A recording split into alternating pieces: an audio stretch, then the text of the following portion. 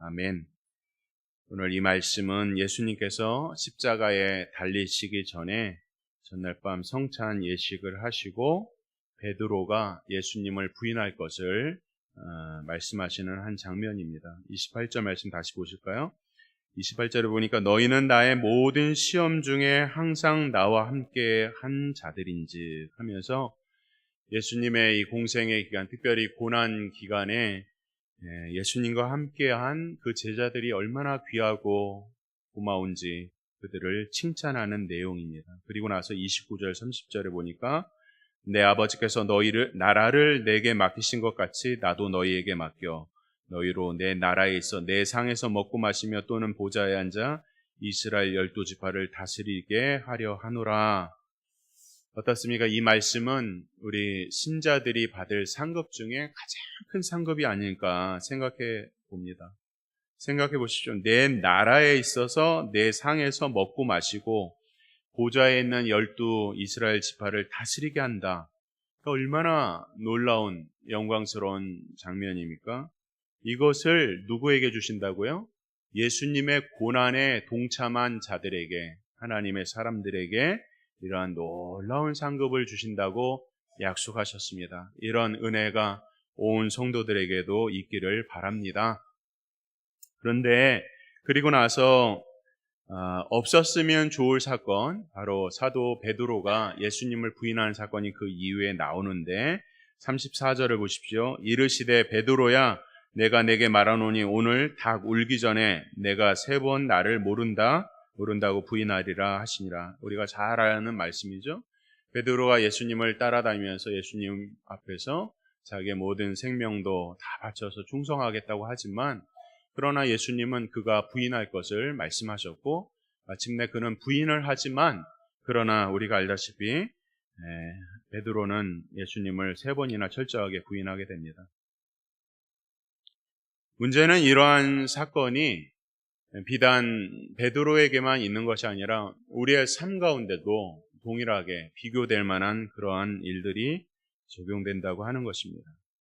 단순하게 베드로가 예수님을 부인한 이 사건으로서 오늘 말씀을 보는 것이 아니라 이 말씀을 통하여서 우리가 하나님을 믿는 신자지만 우리 신자도 얼마나 연약함에 둘러져 있는가, 그런 부분을 생각을 하자는 것이죠. 아담의 후손으로 태어나서 모든 인생들은 다 죄를 가지고 이 땅에 태어나게 되었다. 성경은 말씀을 합니다. 그래서 죄의 삭은 사망이다. 이렇게 말씀을 하고 있죠. 선과 악을 알게 하는 지식을 갖게 됩니다.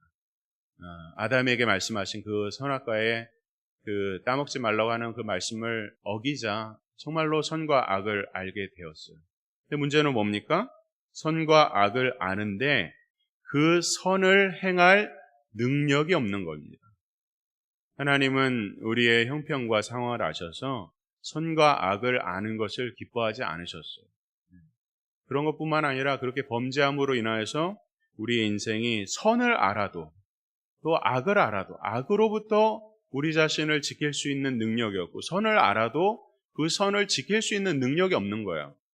그 부분을 우리는 신학적으로 전적 부패다 이렇게 이야기하고 있는 것입니다.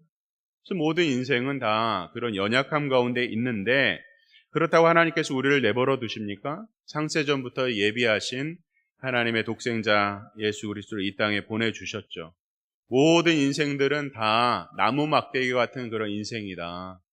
예수님 없이는 다 송장과 같다. 그런 말씀을 하고 있지만 그러나 예수님께서 이 땅에 오셔서 어떻습니까? 그런 인생들을 부르시고 깨닫게 하시고 사명 주시고 오늘 이렇게 이 자리에 모여서 하나님을 예배하는 자리까지 나가게 하시는 것입니다. 그것은 마치 예수님께서 베드로를 다시 찾아서 그를 격려하고 위로하시고 새 힘을 주시고 새 생명을 주신 것과 같은 것이죠. 그런 연약함에 대해서 우리는 동일한 마음을 갖습니다. 그런데 중요한 건 뭐냐면 인간은 연약하고 하나님은 도우신다. 그래서 끝나는 게 아니에요.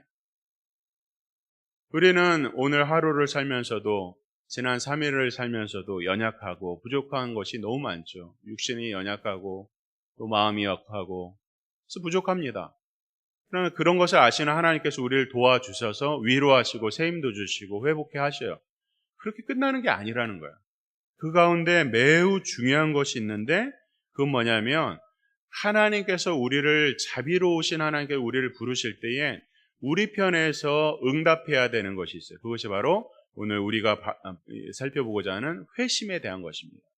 우리가 처음 예수님을 믿을 때 회개를 회심이라고 한다면 이제 평생 동안 하는 것을 우리가 회개가 훨씬 더 넓은 의미거든요. 그것을 우리에게 말씀하시는 거예요. 물론 이 회심의 사건이라든지 회개라든지 무엇이든지 안에 그것도 역시 하나님의 은혜입니다. 하나님께서 우리에게 함께하지 않는다면 우리의 마음에 회개하는 마음을 가질 수가 없어요. 그러나 하나님의 전적인 은혜임에도 불구하고 우리 편에서 하나님께서 요구하실 때 우리 편에서 응답해야 되는 것이 있는 거예요. 그것이 바로 우리 마음에 회개하는 마음인 것입니다. 이 회개가 얼마나 중요하냐면 우리가 이제 교리문답 같은 경우 이제 뭐 웨스트민스터 신앙고백서라든지 그것을 나눈 뭐 수요리, 대요리 문답 이런 것들이 이제 교리문답이 있거든요. 근데 이제 우리가 구원의 서정이라는 것을 지금 살펴보고 있어요. 예수님이 우리를 부르시면 소명을 받으면 어떻게 됩니까? 중생하고 그다음에 회심으로 왔는데 이런 모든 단계에서 이 소요리 문답이나 대요리 문답은 하나님이 부르시고 난 다음에 바로 이 회심을 이야기해요. 그러니까 그 나머지 부르시고 난 다음에 나머지 중생과 믿음과 여러 가지 중간중간에 있어야 될 것들을 설명을 할 시간이 없고 먼저 회심을 얘기하는 거예요. 그런 것이 이제 소요리 문답에만 있는 것이 아니라 우리 종교개혁자 존 칼빈의 기독교 강요라고 하는 정말 걸작 중에 걸작인 이 기독교 교리 책에 봐도 칼빈은 어떻게 이야기하냐면 하나님의 부르심을 유효하게 하는 것이 바로 우리가 응답하는 면에서의 회개다 이렇게 가르치고 있다고 하는 점은 회개가 우리 편에서 인간 편에서 얼마나 중요한지를 가장 잘 표현을 하고 있는 것입니다. 물론 모든 것이 하나님의 은혜라고 했어요. 그러나 우리 편에서 원하는 하나님의 그 부르심이 있다. 그것은 바로 회개다 하는 것인데 그렇다고 하면 이 회개가 무엇인지에 대해서 소요리 문답 87문답 한번 PPT 띄워주시기 바랍니다. 87문에 보면 생명에 이르는 회개가 무엇입니까? 이런 질문을 하거든요. 그 답은 이렇습니다. 생명에 이르는 회개는 곧 구원의 은혜인데 이로 말미암아 죄인이 자기 죄를 바로 알고 그리스도 안에서 하나님의 자비를 깨달아 자기 죄에 대해서 슬퍼하고 미워하고 그 죄에서 떠나 하나님께로 돌아가서 굳은 결심과 노력으로서 새롭게 순종하는 것입니다. 이렇게 되어 있어요. 그러니까 이 회개 기도가 뭐냐면 첫 번째로 우리가 생각할 때 이 회개에 대해서 오해하는 게 뭐냐면 이렇습니다. 오늘 우리의 회개 기도는 굉장히 명확하고 정확하고 분명하게 낱낱이 일일이 아래서 하나님 앞에 기도를 해야 되는 거예요. 왜냐하면 그 죄의 내용을 내 자신은 너무 잘 알아요. 그래서 그 아는 것을 하나하나 우리의 마음속에 있는 것들을 하나하나 낱낱이 정확히 구체적으로 나열하는 것이 굉장히 좋습니다. 근데 우리가 어떻습니까? 기도를 할 때 보면 그냥 뭉텅구려서 하나님 용서해 주세요. 하나님 내가 죄 졌습니다. 용서해 주세요. 이렇게 해서 만단 말이에요. 어쩌면 머릿속에서 명상하듯이 그냥 나는 죄인이야. 하나님 나를 용서해 주세요. 뭐 이렇게 끝나버린단 말이야. 우리의 인격은 지와 정과 의라고 하는 것으로 하나가 되어 있어요. 그러니까 우리가 아는 것에 대해서 명확하게 하나님 앞에 고백하지 않고 뭉뚱그려서 마치 멍하니 명상하듯이 그렇게 회개해서는 안 된다는 거예요. 정적인 부분에서도 문제가 있습니다. 우리가 죄의 나열을 또 고백을 일일이 정확히 한다고 할지라도 때로는 우리의 감정이 아무것도 들어가지 않을 때도 있어요. 그냥 머리로 회개를 하는 거예요. 또는 감정이 너무 치우칩니다. 그래서 우리가 새벽에도 기도할 때 음악을 틀어놓지만 사실은 이제 뭐 옆에 사람 방해 안 되게 또는 집중하기 위해서 기도 음악을 틀어놓지만 사실은 그런 음악 없이 기도하는 것이 훨씬 더 낫습니다. 근데 이제 공간에 제약이 있으니까 그렇게 기도를 하는데요. 기도를 하다 보면 이제 음악이 나온단 말이에요. 그럼 그 음악이 내 감정을 쳐요. 어쩔 수 없습니다. 감정적인 존재이기 때문에 감정을 만져요. 근데 이제 그 감정 가운데서 지식이 없이 그냥 감정에 치우쳐서 계속 우는 거예요. 그리고 나서 심지어는 예배 시간이 다 끝나고 나서 울긴 울었는데 내가 왜 울었지? 라고 생각을 할 수도 있는 거예요. 감정적인 것이죠. 지나친 감정. 그런 기도들은 정확하게 우리에게 말하는 그런 회개가 아니에요. 세 번째로는 죄의 항목도 나열하고 우리의 감정으로도 고백을 하였는데, 근데 어떻습니까? 그 행함이 따르지 않는 거예요. 그래서 근본적인 죄의 문제에 대해서 내가 고치지 아니하고 행동하지 않고 그저 그냥 나열하고 감정에 치우치는 기도로 하고서 행동으로 옮기지 않게 되면 어떻습니까? 우리의 마음속에는 여전히 그 죄악된 근본이 있기 때문에 똑같은 죄를 계속해서 반복하면서 죄를 지을 수가 있는 것이죠. 회개가 이렇게 지와 정과 의가 완전히 묶인, 한마디로 전인격적인 기도가 회개의 기도라는 거예요. 참된 기도가 그런 거예요. 참된 회개. 그럼 참된 회개가 있으면 거짓된 회개도 있을까요? 있다는 것입니다. 누가 그랬을까요? 성경에 많이 나와요. 가룟 유다 거짓 회개를 했죠. 아합도 마찬가지입니다. 심지어 니느웨의 그 왕도, 아수르 그 왕도 요나가 이제 복음을 전하니까 아주 짧은 메시지를 전했을 때 어땠습니까? 니느웨 왕이 베옷을 입고 회개를 시켜요. 회개를 하니까 하나님이 물론 이제 일시적인 용서지만 그것을 용서받았다고 해서 똑같이 범죄하고 똑같이 잘못을 했겠죠. 전인격적인 회개를 하지 않은 거예요. 그냥 거짓 회개가 있는 거예요. 눈물 흘리고 낱낱이 고백하고 뭐 다 한다고 그렇게 진정한 회개가 아니라 우리가 하나님 앞에 우리의 전인격으로 나아가지 못하는 회개는 하나님이 받으시지 않는 거짓된 회개일 수가 있다는 것입니다. 그런 면에서 내 죄가 무엇인지, 근본적인 죄가 무엇인지를 알고 그리스도 안에서 그 자비를 깨달아서 마침내 고백한 이후에 나의 삶을 변화시키려고 하는, 내가 얼마나 부족한지를 알고 하나님 앞에 나가서 그 힘으로, 그 능력으로 하나님 앞에 믿음으로 살고자 하는 그런 전인격적인 회개와 삶의 변화가 있어야만이 이것을 오늘 성경에서 말씀하고 있는 진정한 회개라고 말씀을 하고 있는 것입니다. 그런 면에서 우리는 어떻습니까? 정리하면 온전한 회개는 지정의 모든 반응과 태도가 온전하게 묶여져서 하는 회개가 참된 회개다, 이렇게 되어 있습니다. 그렇다면 더 나아가서 이 전인격적인 회개가 어떻게 가능한가? 오늘 본문 말씀 한번 보세요. 본문 말씀 31절 32절을 보면 이 말씀이 굉장히 특이합니다. 다른 복음서에서는 없는 아주 재미있는 말씀이 나와요. 31절 32절 시몬아 시몬아 보라, 사단이 너희를 밀가부르듯 하려고 요구하였으나 그러나 내가 너를 위하여 내 믿음이 떨어지지 않기를 기도하였노니 너는 돌이킨 후에 내 형제를 굳게 하라 라고 말씀하고 있어요.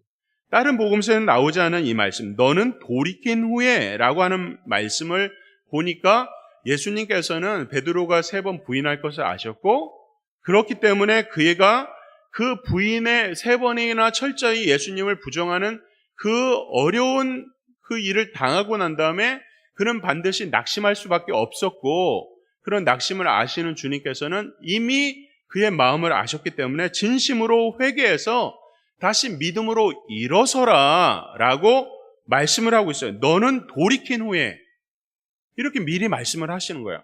근데 중요한 것은 그렇게 사도 베드로가 돌이킬 수 있는 그 힘이, 우리로 말하는 오늘 주제인 참된 회개가 어디서부터 나오는가, 그것이 어떻게 가능한가, 그 뒤에 말씀해 보니까 뭐랍니까? 내가 너를 위하여 내 믿음이 떨어지지 않기를 기도했다 말씀하십니다. 오늘 이 사도 베드로가 예수님을 부인한 사건이 오늘 우리에게도 있다면 우리는 아마 살지 못할 것입니다. 재기불능이고 회복불능일 것입니다. 완전한 파멸이죠. 그 자체였을 것이죠. 메시아신 예수님을 그렇게 저주하면서까지도 부인하는 이 사건은 정말 생각보다 큰 사건이었어요. 근데 그것으로부터 돌이킬 수 있고 그것으로부터 회개해서 새로운 믿음으로 그렇게 예수님을 십자가에 못 박기까지 부인했던 베드로가 어떻게 다시 재기할 수 있는가? 어떻게 다시 새 힘을 얻을 수 있는가? 뭐라고 했어요? 예수님이 내가 너를 위하여 내 믿음이 떨어지지 않기를 기도했다. 예수님의 이 중보가 진정으로 사도 베드로의 참된 회개를 가능하겠다. 오늘 우리에게 말씀을 하고 있어요. 그러니까 아마도 사탄은 오늘 본문에 보면 밀가부르듯이 너를 청구했다라고 하는 말을 원어로 보면 밀가부르듯이 너에게 도전하였다, 이런 뜻이거든요. 마치 욥의 시험을 할 때 사탄이 와서 하나님 앞에서 내가 저 욥을 시험해도 됩니까? 라고 청구하는 장면이 바로 이 장면과 똑같아요. 근데 이 청구하는 장면을 보니까 사도 베드로가 어떤 사람이 다혈질이에요. 수제자 중에 수제자고 자기 믿음을 이렇게 자랑했던 사람이니까 아마도 사단은 그를 아마도 타겟으로 지정을 한 것 같아요. 그래서 한번 너를 도전해보마, 이러한 시련을 주기 위하여서 택하여서 도전을 하는 것 같고, 욥의 시험을 하듯이 하나님 앞에서 재가를 받은 것 같이 이제 이 사도 베드로를 시험하는데 그것이 밀가부르듯이, 타작마당에 보면 이제 어떻습니까? 알곡과 쭉정이가 있는데 이제 타작을 해가지고 이렇게 쭉정이를 날려버려야 되는데 어떻게 잘못하면 알곡도 날아가 버리는, 그렇게 밀가부르듯이 사탄이 이 베드로의 믿음에 대해서 도전하는, 청구하는 이런 장면이 있었는데, 이 사단의 이 시험 자체가 얼마나 교묘하고 간교한지 그 유혹에 사도 베드로도 나가 떨어졌다는 거예요. 그렇기 때문에 우리가 하나님의 말씀을 듣고 하나님 앞에 기도하고 예배하고 믿음으로 살겠나라고 고백을 해도 세상에 나가서 실패하는 이유가 사단이 우리를 가만 내버려 두지 않기 때문에 그런 것입니다. 우리의 육신이 연약해서도 그렇지만 영적인 존재가 분명히 있어서 우리로 시련을 주는 거예요. 우리를 시험하게 하는 것이죠. 그런 것들이 오늘 이 본문을 통해서도 우리가 믿음으로 살아야 되는 이유를 분명하게 말씀을 하고 있는데, 그런데 어떻습니까? 이런 사단이 베드로를 시험하고 도전하는 내용에 대해서 내가 너를 위하여 내 믿음이 떨어지지 않기를 기도해서 예수님의 말씀으로 승리하게 되었다. 모든 시험을 이기게 된 것은 예수님의 중보 사역이었다. 그렇기 때문에 오늘 우리에게도 혹시 낙심과 절망이 있거든 오늘도 우리를 위해서 간구하시고 우리의 믿음이 떨어지지 않기를 위해서 기도하시는 예수님을 바라보라고 말씀하고 있어요. 또는 죄책으로 오늘도 습관적인 죄와 또 정말 이러지 말았어야 되는 그런 후회로, 낙심으로 인해서 이런 나도 구원받을 수 있을까요? 라고 하면서 두려운 마음을 가지고 있는 사람도 마찬가지로 내 믿음이 떨어지지 않기를 주님께서 오늘도 우리를 위해서 간구하시니까 두려워하지 말고 겁먹지 말라는 거예요. 사탄이 우리를 청구합니다. 밀가부르듯이 청구한다고 하고 있어요. 도전한다고 분명하게 말씀을 하고 있어요. 그러나 사탄의 도전과 비교할 수 없는 하나님의 은혜가, 하나님의 중보 사역이, 하나님의 역사가 우리를 붙잡고 있는 거예요. 마치 자녀가 그의 태중에서 보호를 받고 있는 것처럼 우리를 장중에, 하나님의 장중에 우리를 붙잡고 있으니 우리를 놓치지 않는다는 거예요. 그러니까 한 번 주신 구원은 실패하지 않아요. 하나님의 사랑은 실패하지 않아요. 하나님이 시작한 구원은 영원토록 우리를 위해서 임하신 그 구원은 주님이 오실 때까지 우리를 끝까지 인도하신다고 말씀을 하고 있는 것입니다. 근데 이쯤 와도 어떤 사람은 그러면 예수님이 그런 과연 능력과 그런 권능이 있습니까? 라고 여전히 의심하는 사람이 있을 것입니다. 하나님이 예수님께서 정말 그런 능력이 있습니까? 분명히 그렇다는 거예요. 이 땅에 인류의 죄를 위해서 이 땅에 오신 예수님은 십자가에 지셔서 자기 죽음을 내어주셔서 자기 목숨을 내어주셔서, 왜 그렇습니까? 죄로 인한 삭색의 결과인 모든 사람의 생명값으로 자신의 목숨을 내어주신 거예요.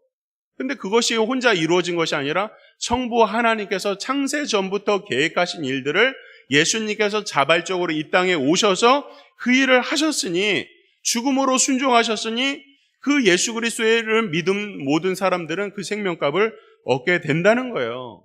사람들은 힘이 없고 능력이 없고 부족하지만 그러나 전능하신 하나님은 이 모든 것을 아시기 때문에 죄로부터 우리를 구원하시기 위하여 예수님을 보내셨고 그 죽음의 승리로부터 죽음의 문제를 해방시켜 주셨으니 예수님을 믿을 때 과연 그 믿음으로 살 때에 하나님께서 우리를 붙잡아 주시는 그 능력과 권세는 우리가 의심하지 말아야 된다 말씀하고 있는 것입니다. 근데 게다가 그것으로 끝난 것이 아니에요. 언제까지 그렇게 우리를 위하여서 중보하시고 우리의 믿음을 붙잡아 주시는가? 누가복음 22장 16절에 보면 이런 말씀이 있습니다. 내가 너희에게 이르노니 이 유월절이 하나님의 나라에서 이루기까지 다시 먹지 아니하리라 하시고 말씀하고 있어요.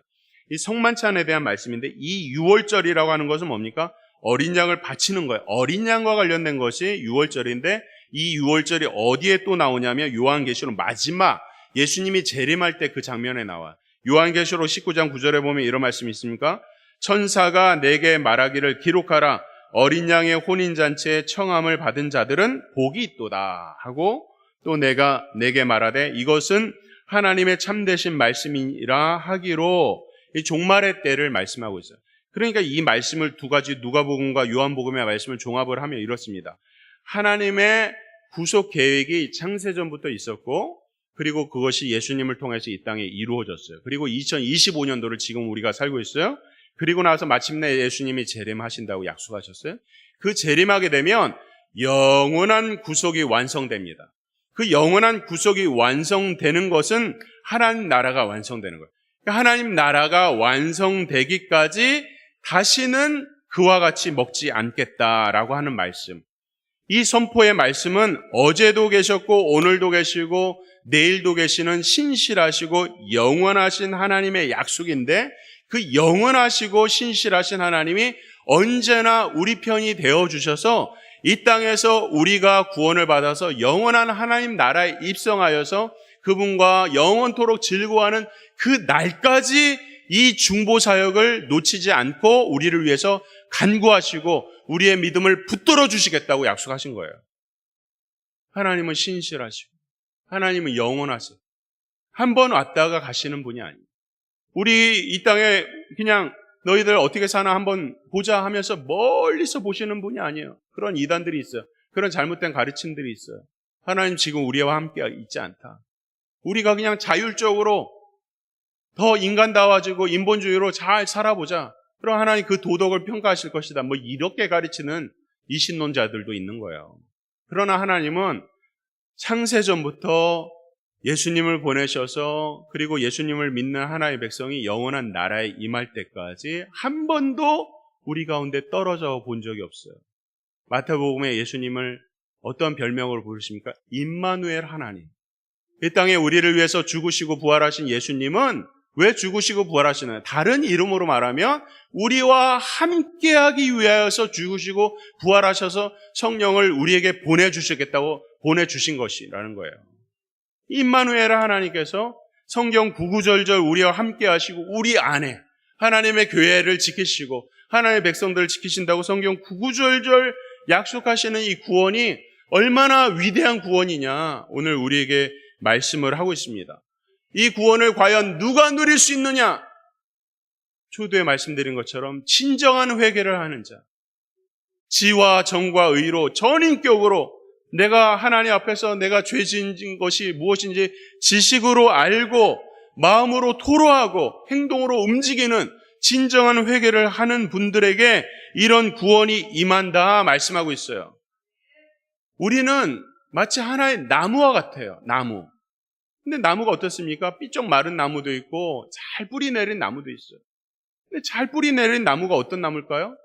오늘 이 말씀을 빗대어서 이야기하면 진정으로 예수님을 만나서 지와 정과 의로 전 인격으로 회개한 사람이 뿌리를 깊게 내린 사람이에요. 지난번에도 말씀드린 것처럼 길가에 있는 나무는 뿌리채 뽑혀버려요. 그러나 저 시냇가에 심긴 나무들은 어떠신가요? 뿌리가 시냇가에 물을 먹기 위해서 깊게 뿌리를 내리는 거예요. 대나무가 뿌리를 내리기 위해서 3년이 걸린다고 하지 않습니까? 뿌리를 깊게 내리는 거예요. 그러면 어떤 풍파가 있어도 흔들리지 않아요. 구원의 확신이 흔들리지 않아요. 하나님을 전인격적으로 만나고 전인격적으로 나의 모든 죄를 토설하고 살아가는 하나님을 모신 사람들은 어떠한 시련과 역경이 와도 흔들리지 않는다고 오늘 우리에게 약속하신 거예요. 그렇기 때문에 오늘 이 말씀을 듣고 있는 모든 성도 여러분, 아니면 유튜브를 통해서 듣는 성도 여러분, 죄의 고통으로, 죄의 문제로 고통당하는 성도가 있습니까? 아니면 갈급하고 하나님을 더 사모하길 원하는데 그것이 잘 안 되는 분이 계십니까? 진정으로 하나님 앞에 전인격으로 말씀 붙잡고 내 가슴이 뜨겁게 진심으로 손과 발을 움직여서 하나님 앞에 나가서 참된 회개를 만들라는 거예요. 부르짖으면 하나님께서 우리 마음에 찾아오셔서 내가 과거, 현재, 미래 모든 죄를 다 토설하는 참된 회심의 경험을 주시겠다고 약속하는 거예요. 사랑하는 성도 여러분, 죄라는 것은 너무 작아서 정죄를 받지 않는 죄가 없어요. 모든 죄는 아무리 작은 거나 큰 거나 다 정죄함을 받아요. 율법을 어겼기 때문에 그래요. 반면에 그 반대로 아무리 큰 죄라고 그래도 하나님 앞에 가지고 가면 용서받지 않는 죄가 없다는 거예요. 하나님은 다 용서해 주세요. 아무리 큰 죄라도. 그러니까 죄는 다 죄인 거예요. 모든 작은 죄도 다 죄 정함이 정해져 있고 아무리 큰 죄도 하나님은 그 죄책을 위하여서 이 땅에 십자가를 지셔서 다 용서해 주셨다는 거예요. 이것이 죄에 대한 우리의 태도와 입장이 돼야 되는 것입니다. 예수님을 믿는다는 것은 이러한 참된 회개가 따라가는 것입니다. 오늘 우리 가운데 아직도 참된 회개를 경험하지 못하신 분이 계십니까? 오늘 우리에게 말씀하십니다. 내가 너를 위하여 내 믿음이 떨어지지 않기를 여전히 기도하시는 주님께서 오늘 우리 가운데 말씀하십니다. 그 말씀을 우리 마음속 깊게 새겨서 하나님 앞에 전인격으로 나가서 참된 회개를 만들고 전인격적인 순종의 삶을 통해서 하나님 앞에 정말 복된 삶을 누리길 바랍니다. 하나님께서 시작하신 구원을 하나님께서 마치실 줄 믿습니다.